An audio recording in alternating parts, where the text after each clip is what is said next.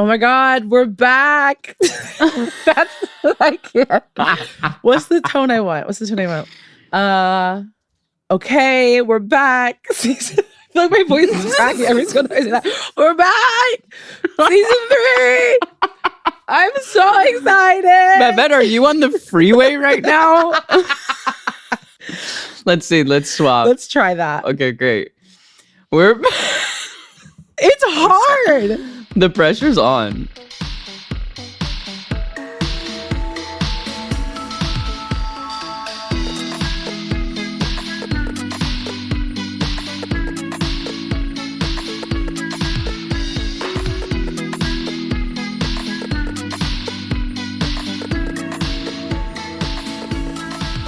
Okay, we're back. Season 3. How exciting. Yes. We are so fucking excited for this 3rd season. We have 2 seasons under our belt. Like we're pros at this point, aren't we? Yeah. We're pros.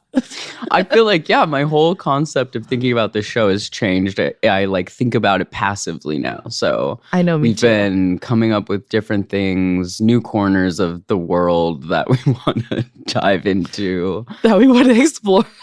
That we want to deep sea explore. Like we're gonna sail to like Bermuda. Like it's like you won't even believe areas. What we talk about this season. It's gender. Shocking. Yeah, I feel like some of the topics I'm really interested in include meditation. Ooh, that's good. I'm interested in like anti-capitalist financial planning and like what that looks like. Wow, riddle me that. Right. That's awesome. Does it exist? I don't know. Does it exist? It has to. I'm really interested in queer parenting and having kids. I think that's really sweet. I want to talk to like some queer parents or some like queer teachers. Oh. And while you're thinking about that, I'm going to be thinking about surviving and possibly fleeing into the woods and trying to build community at the end of the world. Basically, that's like what I'm interested in.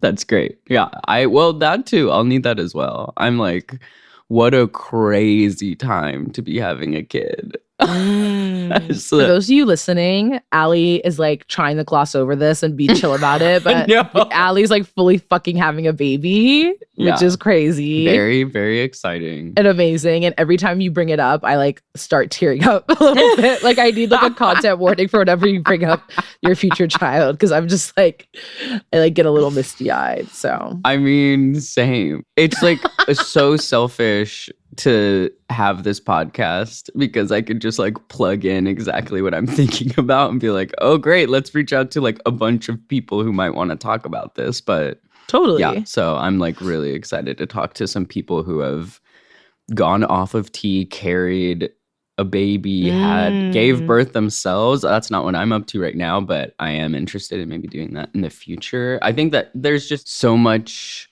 info on Reddit that I am consuming, and I would love to have a real human's voice behind those things so that I have some more context clues to go off of. Not like Unicorn Lover 527. Yeah, like, Unicorn Lover 527 being like, you will die. And you're like, oh, well, cool. And then you're wanting to talk to what's your vibe with the end of the world? Well, I'm just like, I think I have a very like prepper impulse. And like I have a really prepper impulse. My roommate and I think we could live right now. We've talked about it. 2.5 months not just going outside. Wow. Like because we have a deep freezer. We have a full freezer. I have so many legumes and beans. I have frozen tomatoes from last summer. It wouldn't be like a fun 2 months. But I think we both have that tendency. But I think that can get very ucky and like hoarding and like kind of almost like a capitalist impulse, like really it's fast. Kind of conservative. It's kind of the definition of conservative. Right. You are conserving these things. No, totally. Exactly. And I mean, I think part of it's also like when you have your own space in your own home, like you can do maybe like what you didn't have growing up. So I think me and Min are both just like, when I run out of a paper towel, like I want to know that there are like more in this cabinet. That's like important for us. And like we've just decided that. But I'm trying to kind of figure out like other ways to kind of feel like prepared that don't involve just like buying and like hoarding stuff. Like I think I would feel better if I knew how to like make a fire, you know, like these different kinds of things. Because right now it's just giving like, bitch, when that stock market dropped and like the tariffs and everything, I think we also all have this COVID trauma, right? And so it just gave COVID 2.0. Bitch, we ordered 6 months of toilet paper. Like, we just literally, I'm not lying. We have it. And now we just have it. And like, we're going to use it. It's fine. It's like in the grocery store when they stack up all the soda for like Super Bowl Sunday. Is it like in an arc? Yes. There's like an archway of toilet paper in your house. Min has a wall of Diet Pepsi, like in our cabinets, like in our garage. It's just like a wall. Like we're just like a bulk household. Like, we have a Costco membership. We like bulk. It's fine. I just think it can get kind of ucky kind of quick. And I mean, the difference between you and like other people hoarding is they're like, this will only go to my family. And you're like, no, I'm literally like neighbors. Like anybody. People would be welcome over it. Like that is mutual aid. Yeah, that's really interesting. That's like a really nice way to frame it. Thank you. Because I am giving food to like my friends and like my neighbors. Yes. Like, I know my whole neighborhood. If shit goes down, I want to be able to care for the people. Exactly. But I think there's other ways. I'm trying to move beyond the material, I think, and try to like learn of other ways that I can just feel like more secure in myself and my ability to like survive and like I think that was part of my going to trade school and learning to build. There was like something in there where I'm like, I'm missing fundamentals. Or there's like a human impulse that's just, how do we build survive? Shelter, make fire, build shelter. Yeah, totally. Wait, what's up with you now? Do you feel like you have life updates? That's a really good question. You're loving school. Really good question.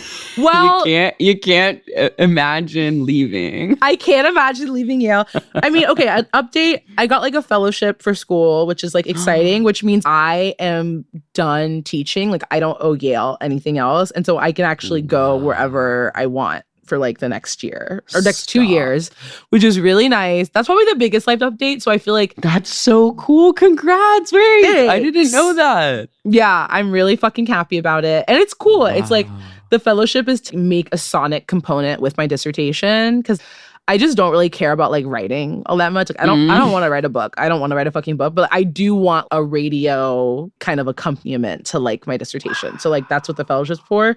But I mean, I guess that means like my life has kind of opened up in the sense of I can go home now and like back to Oakland. And so I'm thinking about splitting my time between New Haven and going back home to Oakland and like being with my parents, taking care of my parents. There's that meme, I feel like people on TikTok post when your parents are empty nesters and it's like, did anybody else's parents like just like stop eating? There's just like no food in the house when I go home. And it's just like, oh my God. I want to stock. But again, this is the prepper energy. Yes! I want to stock my parents' freezer with like 6 months of food because I'm like, y'all are stressing me out. So it's just nice. My life has like kind of opened up in like a very really nice great way. Oh my God. Yeah. You can be like truly bi-coastal. I'm gonna be literally my friend made a text me. It was like, oh my God, you can be like a bi-coastal bisexual. Yeah, exactly. Like, exactly. It's giving that. No, I can be kind of bi-coastal, which is like bi-coastal, very, very by fun. gender. Yeah, exactly. So today's episode features someone that we've been wanting to talk to since season 1. She's an incredibly talented visual artist, filmmaker, activist, author, swimsuit collection designer. She's a Guggenheim Fellow, 2020 Time 100 honoree, and her work is currently on display at art museums around the world. And we had the absolute privilege to talk with her about the release of her upcoming book titled Marsha, the first comprehensive biography of Marsha P. Johnson's life. And we are, of course, talking about none other than the amazing Tourmaline.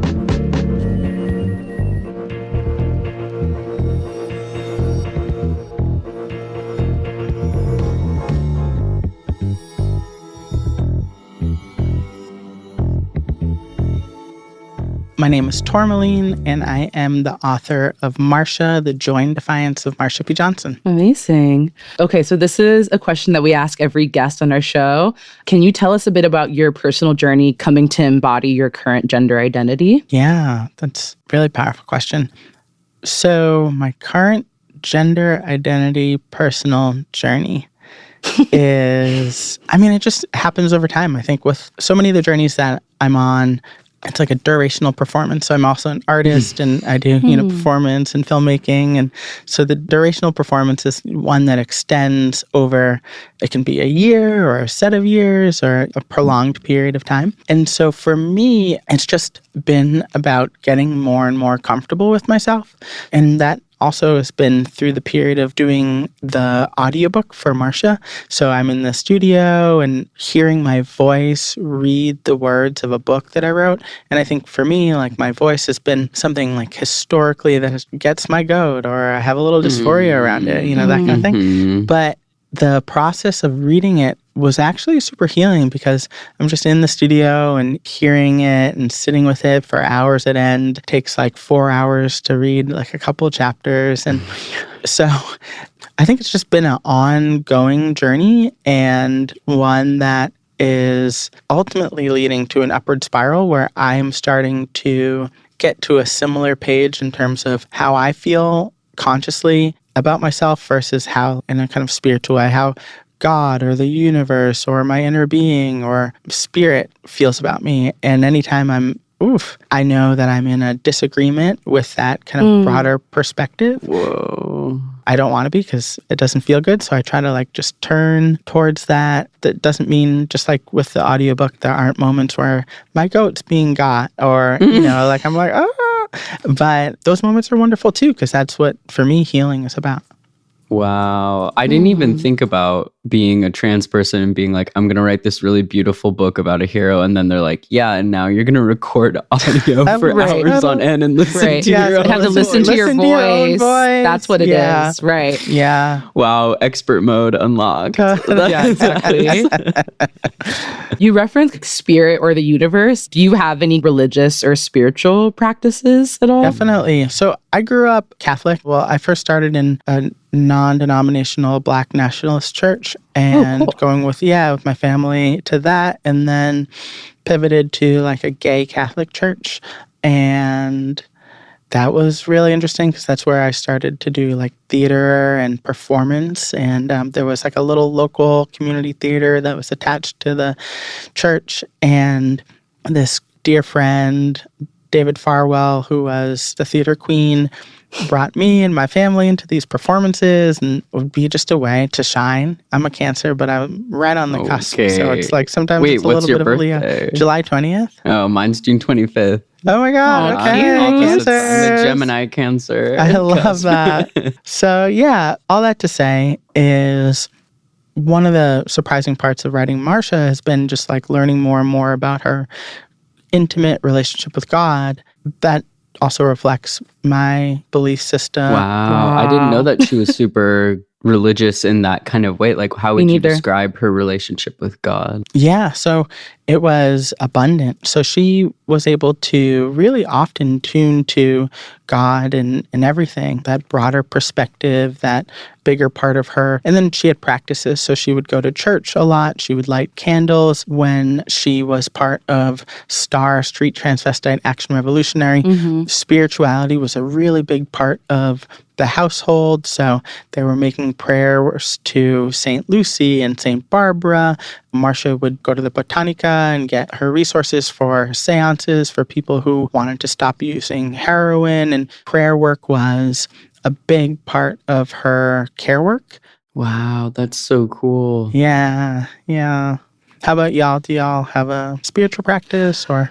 Well, this is a whole spiral for me and Allie because we did both grow up religious. Allie grew up super religious. I also grew up Catholic. So but like pretty secular Catholic. I think we both were kind of traumatized by religion. And so we haven't found a way to come back to it. So I loved hearing about your experience of like a gay Catholic church because I think I just haven't found that space where I'm like, I can reclaim this in a way that feels good to me. Yeah, that makes so much sense. Like I feel like this is like a constant topic of conversation for us. Yes. God comes up a lot. Which I'm like, don't hate. It's been fun to talk to people about because it feels like you were saying, being trans is kind of like this endurance performance. And so I'm like, what refills that cup? Like, what is it? Meditation? Is it prayer? Is it affirmation? It seems fun for this podcast to be a resource for people when they're feeling really stuck and your room's a mess and you haven't been out of bed for 3 days. Yes. And then hearing someone be like, I took a shower and I went on a walk and I read this book, like Yep. just like practical stuff. Practical things. Find your gay Catholic church. Yes. Get into exactly. a play. Yeah. Right. Yeah, I think it's that little by little. I have a bunch of practices. So cleaning clutter for clarity. Ooh. Or sometimes it's like, can I be Miss Major, my like chosen mother, icon, legend, talks about, just trying to tune to the appreciative mode, not the like star on the chart mode or the best in the world mode, but just like the appreciative mode. So she talks a lot about, can I just sit here and be basking and appreciative of a cool drink of water? And to me, that really extends into the finding God wherever you are, where it's like, it's a feeling. For me, it's not like person in the sky. It's like a frequency that I can tune to that feels that I'm dropping into the appreciative mode, to the clarity mode, to the like nothing serious is going on mode. And in that place, that's where all my resources are. That's where my solutions are, where my real power to show up in this world is. Wow. Yes. That's beautiful. Yes. We were just talking, Allie, before you hopped on. I just cleaned my apartment and I like love cleaning. Mm-hmm. I'm not like very obsessive about many things, but like when I clean, I am like getting in there. And I exactly what you described. It's just like the clarity that cleaning brings. Yes. I'm also like very allergic to dust. So like I can really feel it when there's like Actual dust, clarity. like a layer Like of dust. Claritin. Yes. Exactly. And so like right now it's like so clean. I just finished mopping, like all the candles are lit. And I'm like, wow, I'm really present. I'm really here. So I loved how you described that because I love that. it really is like tuning in. It's like, let me tune in. Yeah. Yeah. It's beautiful. Yeah. You've done a lot of stuff about Marsha specifically. And I love so many of your things that have been inspired by her. Can you tell us about like your relationship to her? Yeah, it's ever changing, kind of like my gender journey, ever evolving and expanding. 20 years ago, 2005, I was hanging out in New York City on the Christopher Street Piers, which is a historic home for queer, trans, gender nonconforming, non-binary people of color. And it was just a space of sanctuary where we can really be with each other and turn up the volumes of our lives together. And I didn't know this, but it went back and back and back for decades. And that was a place that Marsha really made home. I would hear little bits and pieces. Marsha wasn't on the internet. It wasn't that kind of thing back then, but I would hear, do you know about this about Marsha? And I'd be like, oh, that's so interesting. And, I was organizing. I was a community organizer working on healthcare and welfare and housing and abolition. And so people would bring up Marsha in that context in terms of activism and organizing. And I'd be like, oh, that's so, we have a past. That's really important. There's people who preceded us. How come we don't know more? And then other friends would talk about just little like dropping, like Marsha used to model for Andy Warhol. And I'd be like, are we talking about the same person? Like, really? And then lo and behold, what I was learning was the fullness and expansiveness of someone's life that truly created the conditions for mine and so many of us to turn the volume up of who we really are and find out more about ourselves and have room to experience our own journeys. And that was 20 years ago. And then it's just been a kind of ever evolving, learning new ways that Marsha showed up in the world. Wow. Yeah, totally. That's really, it kind of feels like to do activist work or something is drop out of, I don't know, like the limelight isn't the word I'm really looking for, but it's like you can still pursue your own creative ambitions, but also still be deeply involved in your community and working on things like that. It's a really cool thing to straddle. And I totally see that in your career too. So that's really interesting. So do you think it was just her story was so powerful that it's like fueled this many projects for you? Or is it like kindred spirit? Is it like hero worship? Is it like a spiritual? To me, it's been kind of like when I first started, it was around like historical erasure. Black, trans, gender nonconforming people. And it was about a healing in the lineage in the archive. Historical erasure of our communities is so real. It's still ongoing. The National Park Service website is deleting Marsha and Sylvia off their administrative pages. And so when I first started archiving her life, this was, really 20 years ago, it was about that. I was like, people need to know. And this was a moment where we, as trans women of color, gender nonconforming people of color, we were really coming together in emergent and powerful way.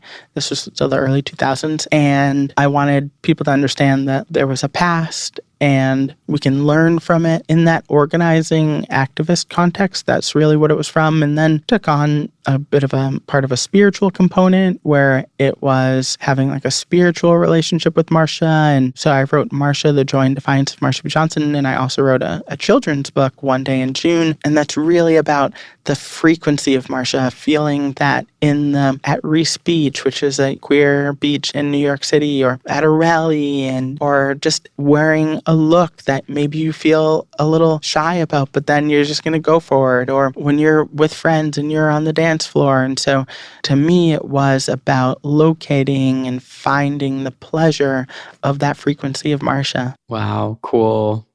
Yeah. Do you feel like you share a lot of your story with her? Is it that kind of feeling where you're like, wow, this person came before and the similarities just keep coming? The more I dig in, the more it's that? Or it's like... Yeah, in some ways, it's definitely that. And also like the way I'm oriented in the world feels very distinct and different than how I was in 2005, for instance.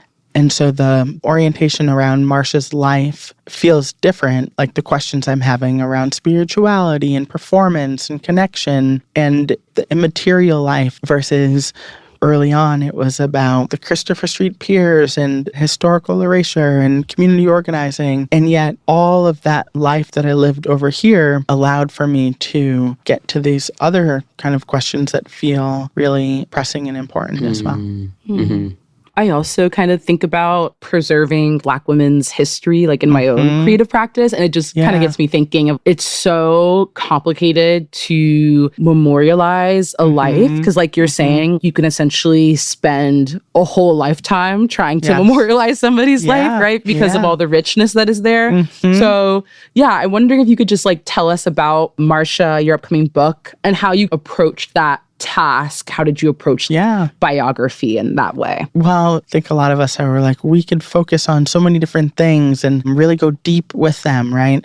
And so for me, it's really helpful to have just some narrowing of my focus. The chapter goes from her life in Elizabeth, New Jersey, to her hustling in Times Square and the history of Times Square and the sex economies and the communities that formed around them, and then to her in the West Village and Stonewall, to then her Star Street transvestite action revolutionary organizing that emerged after Stonewall, and then to her art and performance work, and then her HIV/AIDS advocacy, to her death and her leaving her physical body, and then to her legacy. To me, that structuring of the book was a really helpful way to sharpen my focus, go deep, but also be really specific and discerning, because, her life continues to be just so expansive, and there's so many ways that I want to follow the thread of many good-feeling Marsha thoughts. Yeah. When you were writing this book, were you writing it for a trans audience, or was this for everyone? Are you hoping people send this to their mom? Obviously you are, but when you were writing, was that in your brain? I think I was writing it for a few different communities. Like one, I was writing it for myself in a particular way, like a younger version of me, where as a kid, maybe I was like 11 when I read the autobiography of Malcolm X, and that was such a moving and important moment of my life. And then in college, Manning Marable was one of my professors, and he wrote a different biography of Malcolm X, and he was working on it. So he was teaching a Malcolm X class, and we just went really deep with it. Now that I've written a biography, I was like, we were working with the archival material, that process. And then I was Robin D.G. Kelly's research assistant while he was working on his Thelonious Monk biography. Yeah, I was like, oh, it would be really powerful and beautiful to have had this book sit on my shelf alongside Alexis Pauline Gumbs's lore biography. There's so many new beautiful biographies that are coming, and that I'm like, oh, let's, in that kind of time travel moment, like a young Tourmaline really would have benefited from, and I want to send that back into the past. That was one. And then also for our community. And then also for people who want to understand. I think part of Marsha Magic was really about meeting people who didn't quite get it and then extending an invitation, still maintaining in her place of authenticity. She wasn't going to be morphing to be the puzzle piece for another person's puzzle. She wasn't going to stand in her head to make another person feel better, but she was opening an invitation to come to her side of just the abundance of her life and her magic and her gender and her insight. And that to me feels really beautiful as well. In her life, she went to the MGM studio in LA and she tried to be a Hollywood star. She had those dreams and aspirations. So that really informed how I wrote the book, because part of her dream was just to be a huge star. And so I wanted to offer that vibe of this is a book that people can pick up alongside the biographies of other stars. So totally like a showcasing kind of project. Yeah, that's really cool. Yeah.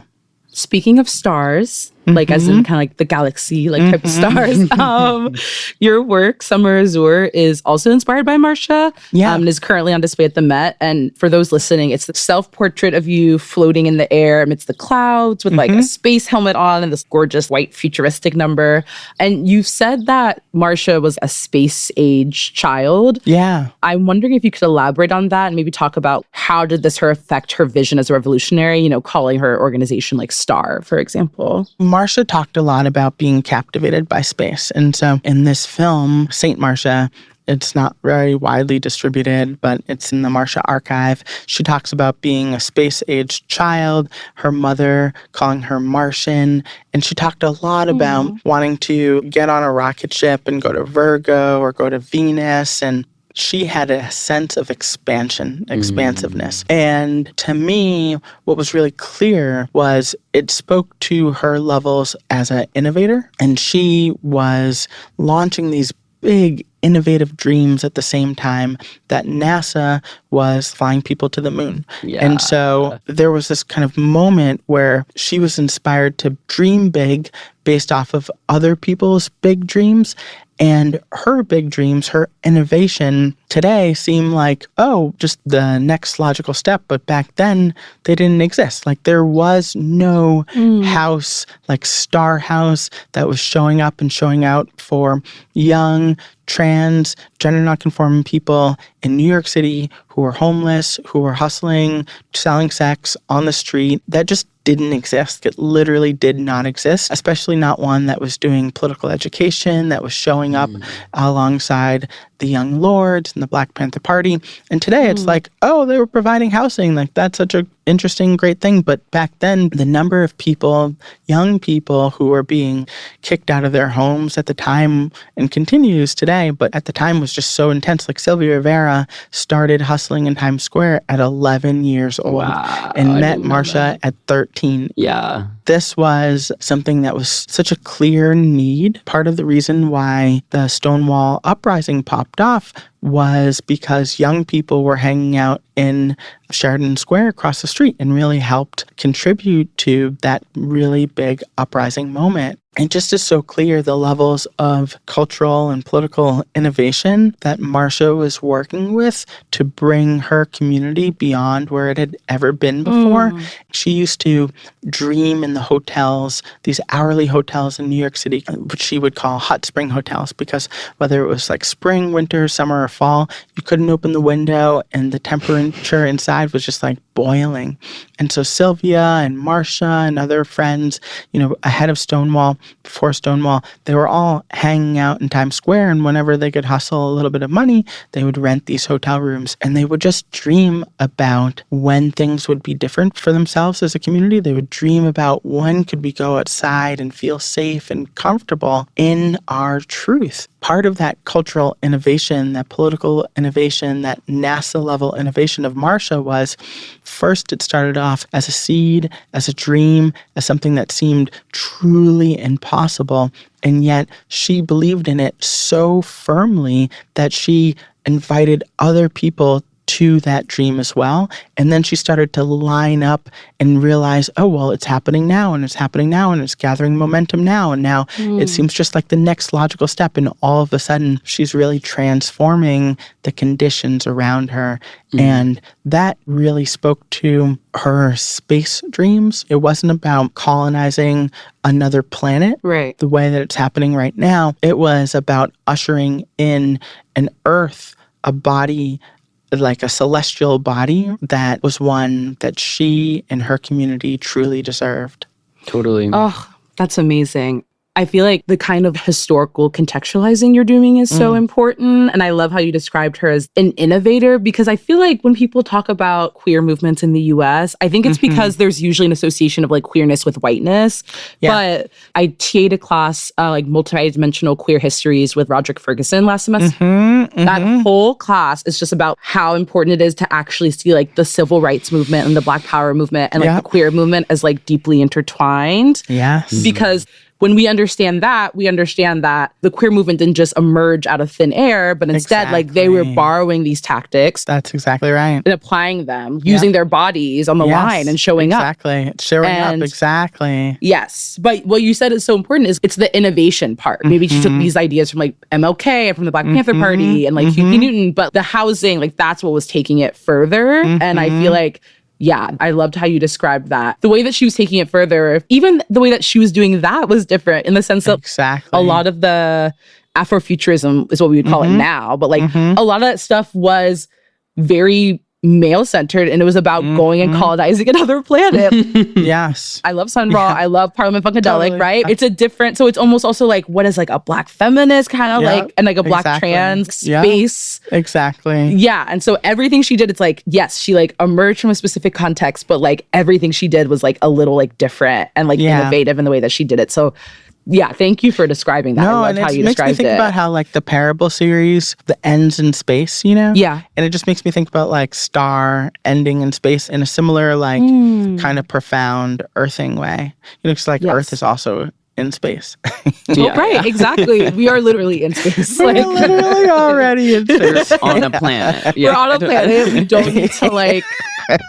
Oh my God. I'm sorry. Out of everyone who went on that space trip, Gail King was just fucking cracking me up. Because like that woman did not want to go. Like the way that she looked, she did not want to go. Like when she was going on, she was just like looking so upset. And then when she got back, she was like, for you guys talking shit, have you guys been to space? And it's like, Gail, what planet are you living on? Exactly. It's just like, yes, we have all been to space. Right, exactly. Thank you so much. Right now. So fucking funny. Oh my God. I love this idea that space travel was happening at that time. And it was kind of like this question that was floated of what if another world was possible? And like science meant it physically, like we find another world. And I think that her like imagination was, wait, what would I put in that space of like a new world or something like that? I feel like you do a lot of work that is speculative or like reimagining histories or recombining. What about that kind of approach to your work interests you? To me, it's about, similar to Marsha, using the what isness that is not a condition that she would like to reproduce, even though she was produced in. Using that as fuel to launch her dreams and desires to the world that she knows that she and her community deserved, and then moving in the direction of those dreams and desires to materialize them and concretize them and share them and bask in them. I think that's just part of my practice of my art, where I am really invested in knowing, okay, we know what we don't want. Well, what is that helping us clarify about what we do want? And now that we know what we do want, how do we move in the direction of that beautiful thing? For a decade before I was making art in this way, I was a community organizer on welfare, healthcare, housing, and abolition in a really like daily way at Queers for Economic Justice and Critical Resistance, and then the Sylvia Rivera Law Project. that was a huge part of worlding, because we knew, for instance, that New York State didn't want us to have access to safe and affordable healthcare as trans and gender nonconforming people who were low income. So we know what we don't want. Like, what do we want? We want to be able to be feeling really good in our bodies. And so what's that leading us to? A real demand for Medicaid to cover gender affirming care. And that is like a demand, but that's not the goal. The large overall goal is being able to show up in ourselves, in our community, feeling really good and in sync with who we are. Knowing that, and feeling the power of that and launching the dream of that, we had a really successful campaign where in 2014, we got the state to repeal that regulation that had been going on for decades at that point. I was lucky enough to that was like the fourth campaign that I was involved in like that, because I was a campaign organizer. And then I was like, okay, I'm going to really focus on my art, because this is really powerful and beautiful. And it's also, I need a moment to like really recalibrate. But to me, it was like those lessons of being really aware of the thing that we're being handed that we don't deserve, and then using that as an impetus to dream beyond it and then line up with it. And that really helped with my artwork. What was the film? It was like Salacia? Salacia. Yeah. Salacia. Yeah, that was really cool. The time hopping that you were doing, or like recombining. Yeah, that's really awesome. Okay, so pivoting a tiny bit. Could you tell us, you just had a swimwear collection or collaboration with Chromat just come out called Collective Opulence Celebrating Kindred, or COP. Yes. So how did you get involved with Chromat, and what was the inspiration behind this collection? Okay, so this is our second iteration of the collection. The first one came out in 2021, and we did a runway moment at Reese Beach, and it was like so powerful and beautiful. With Chromat and Bex, I started, it's kind of how I move, like as a Cancer from the side, you know? Like, I remember, like, I wanted to go to this Chromat party. This was 2017, I think. It was at the Standard here in New York, and it was like an after party, and then, like, I couldn't get in. So then I had some feeling about that, and I was like, the line was like many blocks long. Everyone was trying to get in. Okay. So then I was like, I'm going to go to the open casting. This was like a year later for Chromat, to like be a runway model and show up and strut my Chromat. And you're like, they get to go to the after party. Yes, exactly. I was, like putting it together. Who's at the front of this line? So anyway, I showed up, and they were just like, oh, thank you so much. And then did not cast me. It's like, But then the work is just so powerful, and it's really innovative. And I remember, like, I wore Chromat to the Happy Birthday Marsha premiere at BAM, and I just, like, I felt so lush and sexy and opulent. And then I directed Chromat's fashion show during the COVID lockdown. It was all digital, so I made this film called Joy Run, and it was about trans and gender nonconforming people in sport.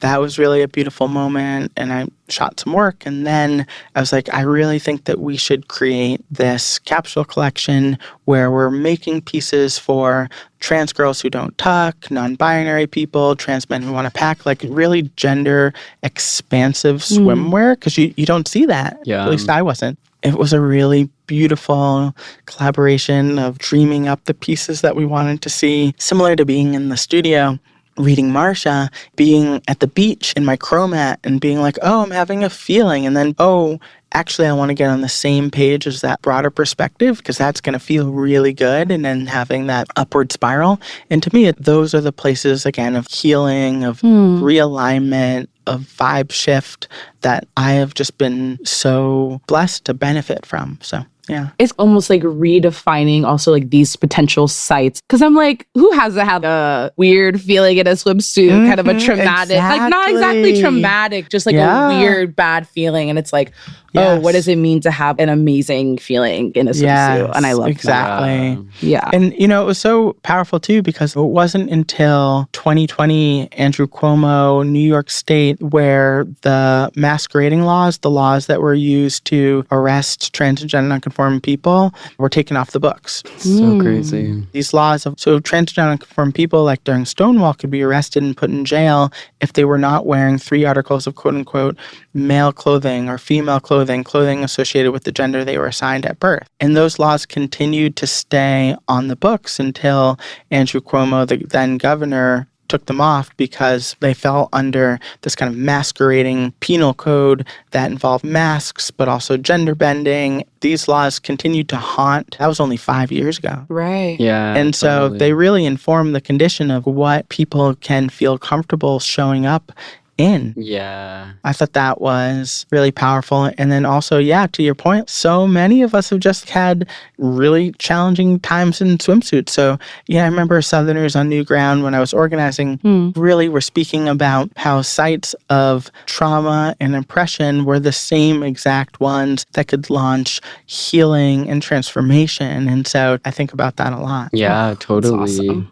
It's so crazy. I don't know if you guys have this. Obviously, someone yelling something at you or like leering at you, awful. But when I'm in a bathing suit, someone can glance at me and it ruins my day. Like I'm just like, no, like no, just totally. like, wow, it's like so exposed. Right. Wait, so this line has what you were talking about, like something for everyone. Like, wherever it kind of and that's what Chromat has been doing for so long, which is really powerful, and why I thought it would be really wonderful to launch this specific collection, because it really comes on the heels of Chromat's innovation in a very powerful way for a long time. Yeah. So are you having like a huge party and like what is the list? Yeah, exactly. Who's at the front of that line? Right, exactly.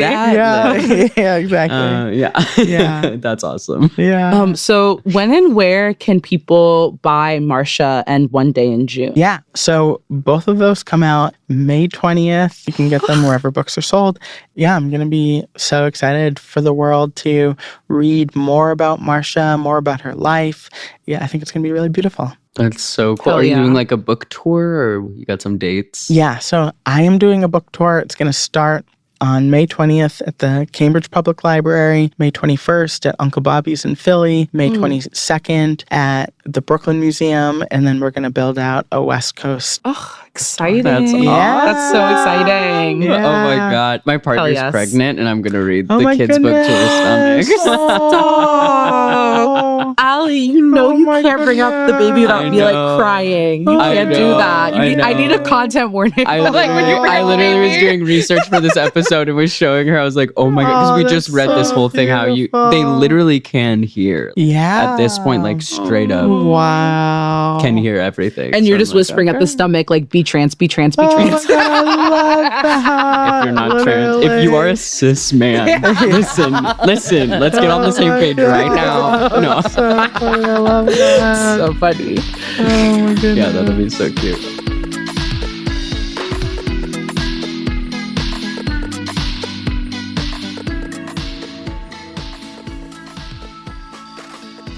That's it for our episode, but stay tuned. Next time, we're talking to Zach Ozma and Ellis Martin, editors of the book We Both Laughed in Pleasure, the collected diaries of Lou Sullivan, a writer and activist who changed the narrative around medical care for transmasculine people. And a huge thank you to Tourmaline. You can keep up with her on Instagram at Tourmaline with 3 I's and order her books Marsha and One Day in June wherever you get books. And we encourage you to get your copies from bookshop.org, which donates to local bookstores. We linked all that for you in the show notes. Gender Spiral is an original podcast from Audiation. This episode was mixed by Matt Noble. Music is composed by Command Jasmine, courtesy of Molten Heart, with art by Joey Hahn and graphics by Michael Tyrone Delaney. This show is executive produced by Ireland Beecham, myself, Allie Beardsley, my co-host Babette Thomas, and Sandy Smollins, with additional story editing from Susie Armitage. Subscribe to our Patreon at patreon.com/genderspiralpodcast to support us and get really exciting and exclusive bonus episodes every other week, plus gifts from us like monthly postcards. You can also check us out at genderspiralpod.com, where you'll find transcripts for each episode and a link to leave us a voicemail. And follow us on Instagram. It's at Gender Spiral. Subscribe wherever you get your podcasts and don't miss any new episodes.